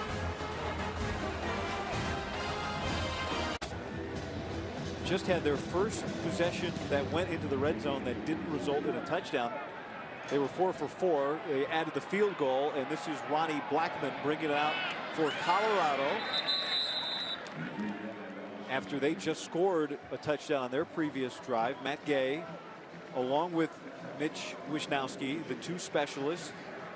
Wisnowski, 33, he had a toothpick in, and that's a comfort level that is certainly rare. The two of them will travel together. That's a punter's comfort level. To find out if one of them won the Lou Groza and one of them wins the Ray Guy. So here's Steven Montez coming off a career high 376 passing yards 2 weeks ago against USC. Petros, he's 7 of 15 for 97 in this game. And there is Philip Lindsay running into a brick wall named Bradley Anai with help from Kavika Luafatasanga. And Lindsay can only do so much. I mean, he can only take it into the line of scrimmage. But if you got guys like Luafatasanga all up in the hole, you're not going to get the yards you think you're going to get. You're not going to move Mokafisi inside, Lotulelei. These guys have been so stout, and they've rushed Montez. They haven't been able to protect him well. This Utah defense has really shown up. Let's see if they can recover from giving up a touchdown drive. I know they don't like doing that. Montez to the air, and that's complete. Winfrey's second catch, and Hobbs gets a shoelace to keep it from being any more than a 14-yard gain. But that does move the chains. And you wonder if Winfrey can get off. He had such a huge game against USC 2 weeks ago when he had catches of 57 and 79 yards that resulted in touchdowns. Montez with the pump. Comes back the other way. There's Bobo wide open, unattended along the sideline. And now into Utah territory before Javelin Guidry wrestles him out in a pickup of 28 yards. A little bit more breathing room here in the second half for Steven Montez to drop back and get the ball to some of these wide receivers. They have an embarrassment of riches in Colorado as far as wide receivers go. That's why they thought this offense would be so prolific this year. Montez threw it looking for Frazier, who was not looking. He was blocking. And so it'll be second down. And clearly a miscommunication. Maybe it was Bobo. Perhaps Frazier was blocking Petros because it was a screen for Bobo. They had a screen on, and I think that the screen was supposed to be to Bobo, but there was some kind of miscommunication between Montez. Montez has had trouble anticipating throws, not just in this game, but throughout the season. Everything's just a skosh late, and that comes with maturity, but they're going to have to shore that up, something they're really going to need to concentrate on going forward with this quarterback. He's got a lot of tools. He's got a second down and 10 here. And he hands to Lindsay. Big hole, but filling it was Sunia Tautioli, who returned last week from injury. Sunia Tautioli, 26 years old, the 10th oldest player in college football. And this hole looks wide open until he fits right in it. Well, it was just him and Lindsay in the hole, and you see Tautioli just keeping an eye on the hips of Lindsay, not letting himself be juked at all, and then making an aggressive tackle and wrapping his arms. That's pretty textbook. Third down jump is on. 3rd and 7. Pressure coming. Flags down. Movement up front. Did Corian Ballard sneak across the line? Well, he was the one that anticipated 76 it. of the offense, 5-yard penalty. Still 3rd down. I think it was Jeremy Irwin moving a little bit, that left tackle that really enabled Ballard to time up that blitz. And they're lucky the whistle blew here because Ballard was going to hurt Montez. You saw that movement, the left tackle. So that creates a 3rd down. Back them up to just shy of the 40. They need to get down to the 27. So it's 3rd and 12. Montez down the field into trouble and overshoots it all. He was looking for Devin Ross. 4-down territory. They might be in that situation. Here they are past the 50, and they're a little bit past playing the field position game in this one as we head toward the 4th quarter. They're going to go for it. They've gone for it 24 times this year. That's a lot. It'll be interesting to see if Utah can get home toward Montez with a 3-man rush. They've been able to get a lot of pressure without sending anybody. You saw the number on the screen, 50% on 4th down, but most of them likely not 12-yard conversions. Here comes extra pressure. Lindsey picks it up, and that pass is caught by Winfrey. A first down to the 21-yard line. What a big-time throw from Steven Montez. And Morgan Scalley does bring the heat. Does not come with his base defense. Montez able to stand in there while the blitz is picked up, and they get the ball to one of their bright stars of the future. Very confident player, Juwan Winfrey. Nice play by him. 19 yards when they needed 12. Montez. Here comes trouble. Fotu, he gets away from him, but not from Anai. The team leader in sacks racks up another. Anai's been very good when they have Kylie Fitz on the other end. Utah has been absolutely lethal rushing the passer over the years in Kyle Whittingham's career. Anai is just another one of those guys. They pride themselves on getting after the quarterback, stopping things up in the middle, getting after the quarterback on the edges, man coverage, playing you toe-to-toe. Third sack for the Utes. Makes it 2nd and 18. There's Winfrey again. Past the original line of scrimmage and slithers his way to the 15. Luafatasanga there on the stop. But you're right to point out Kylie Fitz not playing in this game. The redshirt senior, such a big part of this defense, made his way all the way from UCLA where his career began. And they are hoping if they play in a bowl game, he'll be able to play one last game as a Ute. 3rd 5.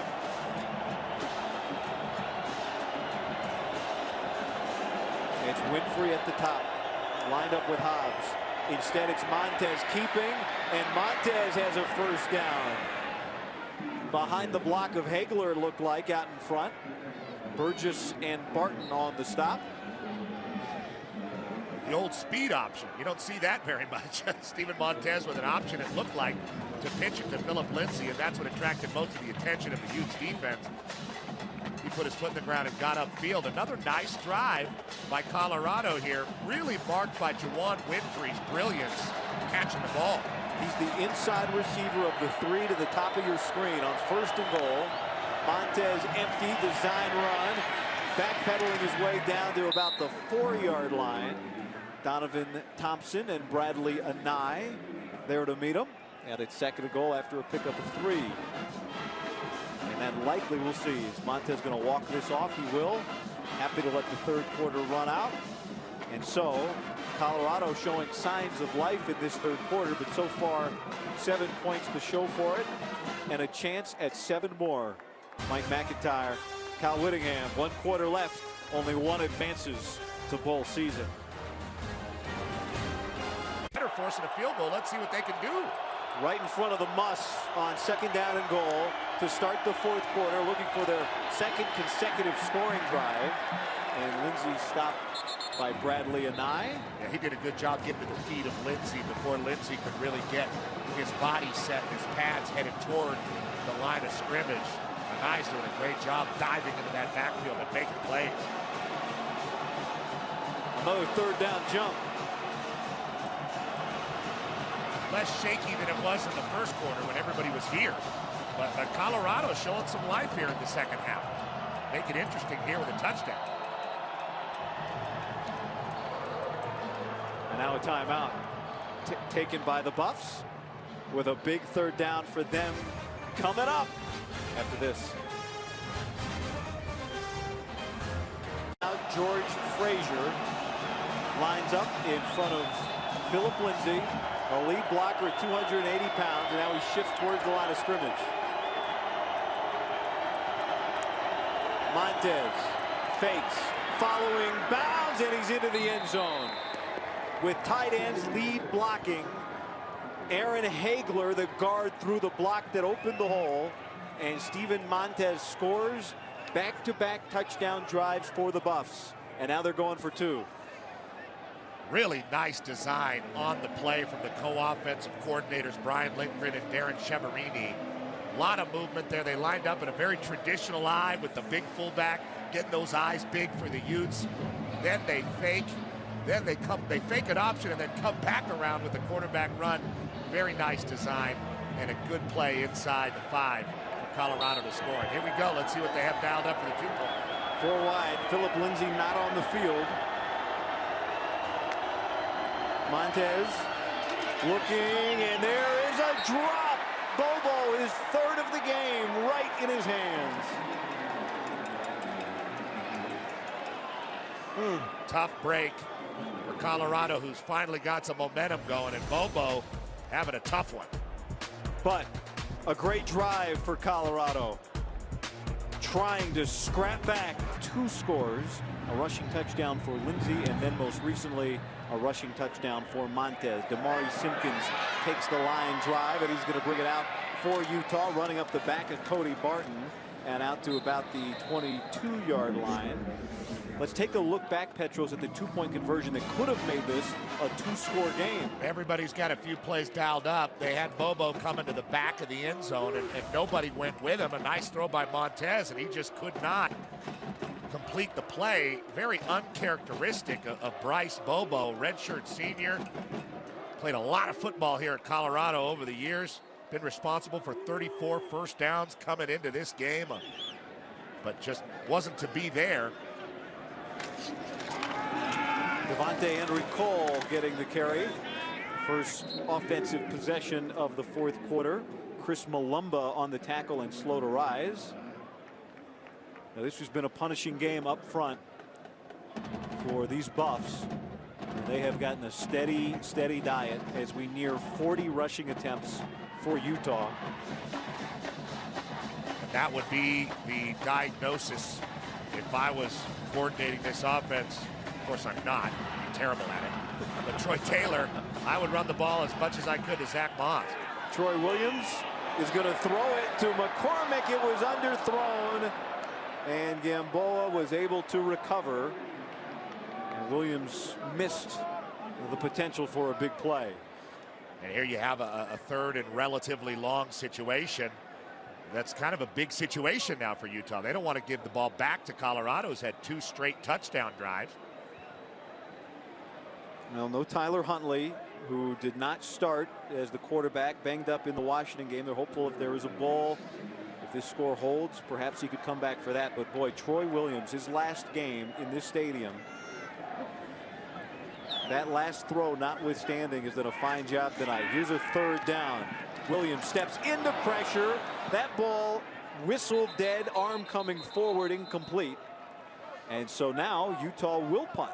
Yeah, Colorado here in the second half has really done a good job for themselves, other than 1 field goal drive from Utah. Colorado's done a good job, and here they bring some pressure. Hasselbeck gets his arms up and gets them all over. Williams unable to complete that throw. First 3 and out for the Utes. And now Ronnie Blackman back deep for Mitch Wisnowski. And this one's spinning, maybe off the side of his foot. Uncharacteristic. Wow. That ball doesn't get to midfield. When do you see a shank from Wisnowski? It's very rare. You wonder if the Utes have been a little bit lulled to sleep by the fact that Colorado was so uncompetitive, especially physically, in the first half of this game. And now the Buffs get it back after a 22-yard punt, and Colorado not done yet. The night for Colorado. First down and 10 in Utah territory. Montez to throw on first down. Flush from the pocket. He's going to tuck it and run. He's got some space, and he steps out of bounds at the 42-yard line. A scramble of 6. That's the best you can ask for if you're Colorado and you're not getting the time in the pocket that Montez needs just to set his feet and look downfield. The rush has been incredible. Guys like Bradley and Lotulelei really putting a lot of pressure on Montez almost every time he drops back. Second down and 4. Here's Philip Lindsay. And Lindsay pulled down by Chase Hansen on his back. And that'll bring up a 3rd down and short. Just about 1 to go. A long one. And Colorado in a rush. Right back to the line.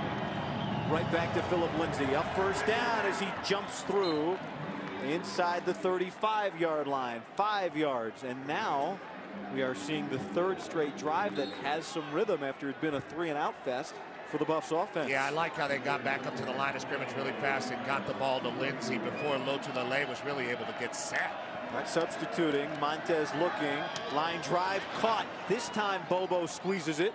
Booby Hobbs right on his back, but that's an 8-yard pickup. Well, if Colorado's going to make a comeback in this game, and they're trying their best, Bryce Bobo's going to have to make some plays, and that was a good job on both levels. Bobo making the catch, and Montez anticipating the throw and getting it out almost before Bobo's break, which is good for him. 2nd and 2.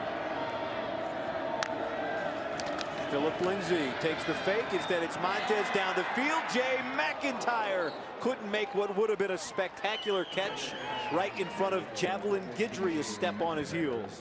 Well, now that Colorado's getting a little bit more room going in the passing game, and Montez has been able to complete some balls, they are able to try to exploit some of these one-on-one matchups. We talked about how deep they are at wide receiver. They're putting 4 or 5 guys out there in the route, and Montez can pick them. That ball just a little far for McIntyre to stretch and get it. It would have been truly spectacular, guy. 3rd down and 2. Katie Nixon, the motion man, and he's going to take it. Reversing field from Montez, and he's got the 1st down and a little extra down inside the 15. I'll tell you what, between Winfrey, who's a junior, and Katie Nixon, you know, they making you forget about these senior wide receivers, Shea Fields, Bobo, Devin Ross. This Katie Nixon, we've seen him on special teams, just a freshman out of DeSoto, Texas. Very nifty on the edge there, and a nice play call. Jared Coe and Chris Bounds out in front blocking. 1st down and 10 at the 14-yard line. Montez looking. He wants Bobo. He doesn't see a Nye who strips the ball away, and Cody Barton recovers it.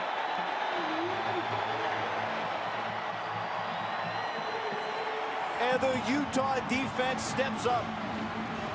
Bradley Nye with just a textbook dive at Steven Montez, making the tackle with one side of his body and slapping that ball out with the other.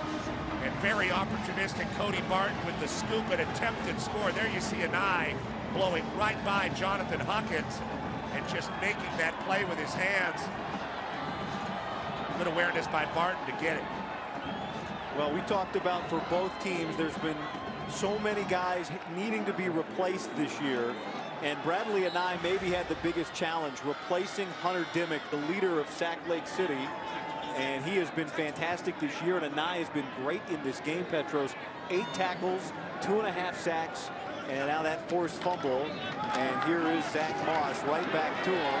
And he is just small stepping his way across the 40 for a healthy gain of 8. Montez on the phone, probably doesn't like what he's hearing there. Tough situation. He did not see or feel Anae. He was looking downfield at Bryce Bobo, like you said.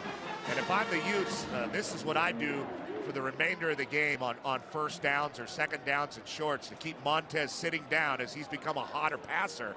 I'd get the ball to Zach Moss and just keep feeding him.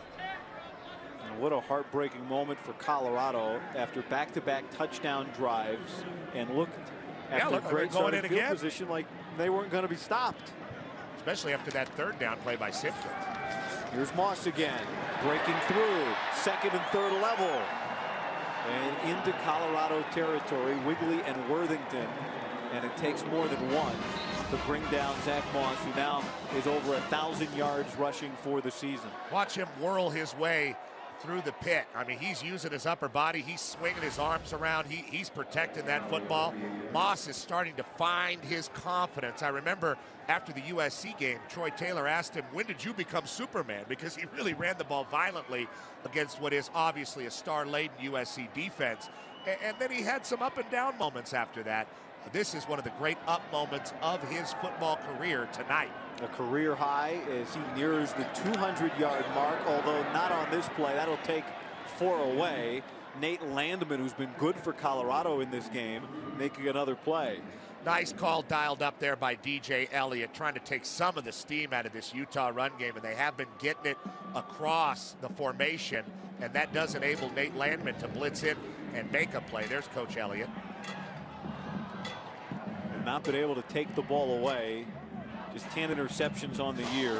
Utah does not have a turnover in this game. After the loss of 3, it's 2nd and 13.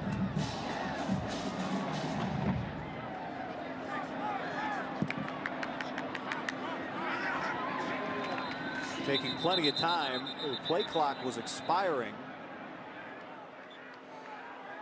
Coach Whittingham explaining to the official on the sideline. He was trying to call a timeout, I believe. He doesn't look like he likes what he's hearing. Saying I tried to call a timeout, but I don't see any flags. And now McIntyre's out past the white. If he came onto the field to call that timeout, he would have gotten Utah's a flag taking for their that. first charge timeout of the half. There you go. He wins the 30 argument. seconds in length. In football, you can talk a bit. You know, baseball, they're not hearing any of it. Football, Especially when you're an ex-BYU linebacker that's swole like Whittingham. Don't mess with that guy. Heard the drink for the Utah offense tonight. Violent running, good ball security. I think they should have given it to him a little bit more in the third quarter. That 23 should be about 27 right now, and Utah might be a little closer. we saw career highs in yards tonight and on the season. And now to the air, Darren Carrington inside the 30 to the 29-yard line. Laguda got there after the pickup of 22 yards. And now Carrington, who was slow to warm up to this game, we've seen him more and more as the night's gone along. As Zach Moss has gotten going more and more, exploiting that one-on-one coverage. And even though he's up against Oliver out on the edge, Utah still liked the matchup and got it to him. But I think if they got Moss the ball a little bit more in the third quarter, you wouldn't have seen the Colorado comeback that we saw. Let's see what they do here with another first down. There, Carrington and Oliver lined up at the bottom on first down and 10, with Moss taking it from Williams and going nowhere. Landman again, the first man there, along with Gamboa. Starting to dive that Jack linebacker into the line of scrimmage. Nate Landman, a freshman out of Danville, California, just a freshman, but doing a good job getting into the backfield a couple times on this drive to stifle that first down Utah run. You saw the numbers for Moss, 23 carries. Doesn't it feel like 40? It feels like a lot more because every time he carries the ball, he's carrying about 5 or 6 guys with him. And he breaks a couple tackles. He's standing back there with Williams right now. That's Singleton at the top with Carrington, Simpkins, and Nakua at the bottom. And Williams reading. And that ball deflected. Worthington got a hand on it. And yet Moss picks it up and turns it into a positive play. And he's still on his feet. Have a night, Zach Moss. Well, Williams had him. He had him on that option pitch, and he had the defender committed to him, and he just waited an extra split second to make that pitch, and the pitch ended up in the ground. But Moss, like you said, guy, just unbelievable live body, picks it up and gets it going. That's where the pitch has to happen, right there, not a split second later. But Moss uses good patience, and he's still breaking tackles. Unbelievable. We have a buff down. It's Rick Gamboa, the second time that he's been down. You see that hand tap drill? You see how he used his hand to keep his feet going? That's a big-time running back move. Zach Moss might have a real special year if he can stay healthy going into 2018. We'll see what he can do, but he's really come out and shown that he can really grow throughout the season as a runner in this Utah offense. Initially committed to Miami before his high school teammates Tyler Huntley, Damari Simpkins convinced him to join them in Salt Lake. Bit of a change. Yep. From Hallandale Beach to the beaches of Salt Lake. That's right. There's Huntley. They've been loving being together.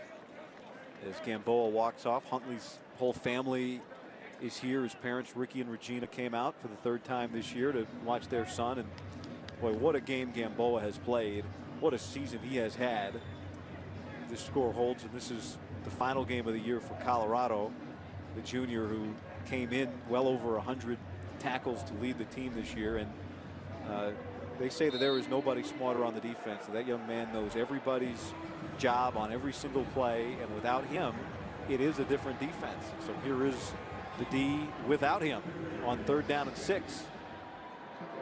This drive started after Steven Montez was fumbled, was sacked, and stripped of the football in the red zone. Took all the momentum out of Colorado. Colorado was really having themselves a half. About to score their 3rd touchdown of the half, and Utah made a big defensive play. 3rd down and 6 to go.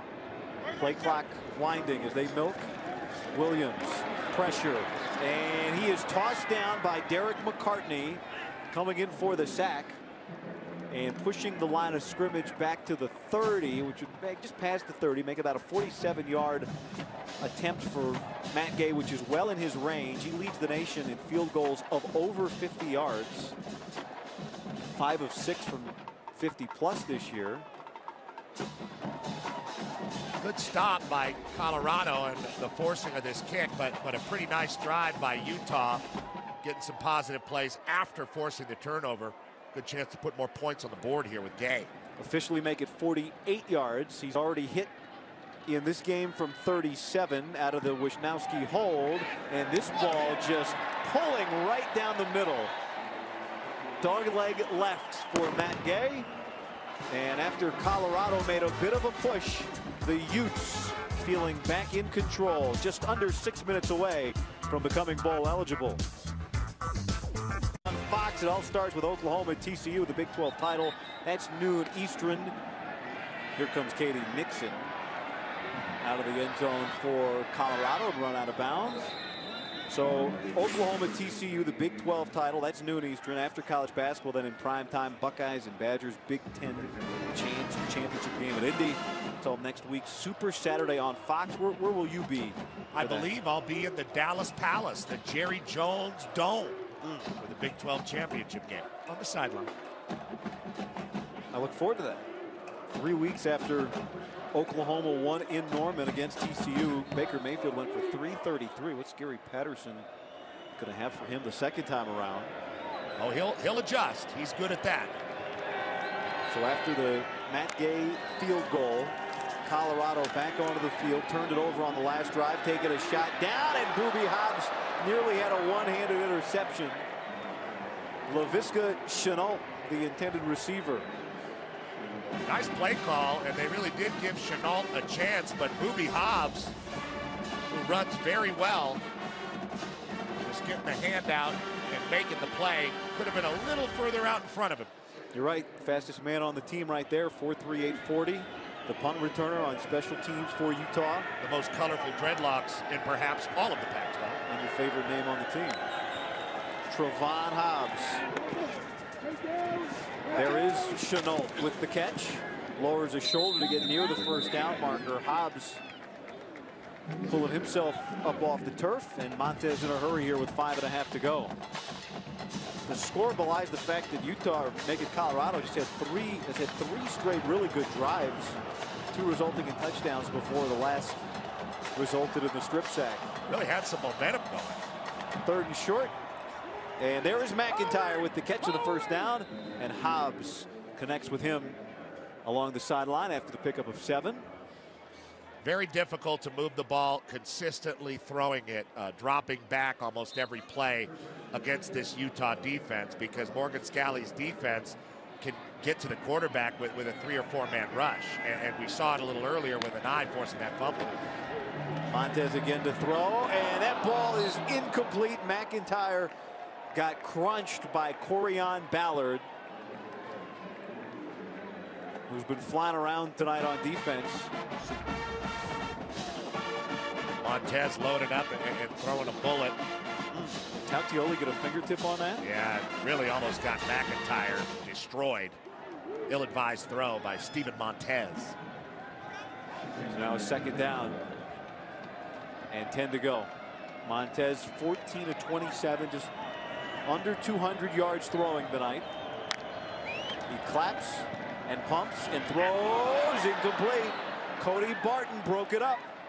Now Barton did a good job of kind of floating back into the throwing lane and dropping. Right now they're dropping 8 guys, trying to get Montez to throw a pick, and he was close there. 3rd long. Yeah. They picked up a 4th and 12, did Colorado earlier in this half. Here comes Hobbs with pressure off the top. Philip Lindsay ran where he came from, but Cody Barton was able to hog tie the star running back and make it 4th down and long. 4th and 7 now upcoming for Colorado, and they're leaving the offense on the field with under 5 minutes. That's not an easy guy to tackle, and Morgan Scalley's defense did a really good job of staying on top of Philip Lindsay and rallying to the ball. That time Cody Barton with a very sure tackle. Winfrey at the bottom. They need the 45 as Ross goes in motion. Montez corrals the snap, steps up, pressure. Barton got a hand on him and brought him down. Cody Barton. And a turnover on downs for Colorado. Just said Cody Barton's been a sure tackler. That's about as sure as you can get. Get a 6'5" quarterback down with one hand. And Morgan Scalley, the defensive coordinator, absolutely loves that. Of course, a man that played at Utah and has seen so many come and go. The seniors in this group, 22 of them on place of Tyler Huntley. Always nice to see senior night. A lot of work goes into doing this. A little pushing and shoving and some frustration afterwards. But we talked to Cal Whittingham this week about what this senior class means to him. And he said a couple things. One, that this year, through all the adversity, it was this group of 22 seniors that ensured that there was not any spiral, that the group did not cash it in, and we've seen that tonight. Certainly there was none of that. And the other thing he said, and this is very important, he made the point, this was not the group that came into the Pac-12 in 2011, but in the guts of the transition when it was time for Utah to win the football games, these seniors, the 4th and 5th year guys, are the young men that had such an impact. An impact like Zach Moss, who does not stop. No let up. Another great run by the kid out of Florida, and he has certainly earned his keep for Utah tonight. And they've just had a lot of success running across the formation and getting off tackle. Zach Moss has just been great. You know, you're talking about Utah and their transition into the Pac-12, and they've never won the Pac-12 South, but they've been the most competitive to win it year in and year out. And that's a credit to the way they play people. They just play them toe-to-toe. One of these years, they are going to break through. Here is Moss again, 10 yards shy of 200, and he picks up 3 more, inching closer. But it's a great point. They have consistently been a bowl team when they were not in the Pac-12, and then in their transition to the Pac-12. This is going to be 11 in 13 years under Kyle Whittingham. And everybody has won the Pac-12 South, but Utah. But they have been the most competitive in the conference. They had the best chance the first year when Colorado beat them right here in Rice-Eccles Stadium. John Embry was their head coach. That was the first Pac-12 win of the year for Colorado that year. Here's Devontae Henry Cole. Apparently, Zach Moss does take a rest. And Henry Cole's been very good in this game as well. You know, it's an interesting point you made about the way Utah has bounced back. They've had a lot of really hard losses, and it's hard to look in the mirror after you had a 2-point conversion to beat USC, or you had Washington in position to win. Both road games, you come home empty-handed, but that's never been a problem for Kyle Whittingham's team. Just the balance on this team of guys that are coming back from LDS missions, or young guys, or different guys from the islands. The way they take care of each other is just amazing. He's got a great culture here, and they always bounce back and play hard. Troy Williams running behind Cody Ippolito, and he is pulled down just shy of the goal line by Evan Worthington. Really always been impressed by the balance of this Utah team and the structure that Kyle Whittingham has built. And despite the tough loss again last week, here they come again with a nice victory, it looks like, at home. And those quarterback runs have worked very well, mostly because of the success of the running backs early in this game. Jordan Howard now has come into the game. The running back wearing number 20. And in a show of some sportsmanship with under a minute left. And to keep everybody healthy for their bowl game.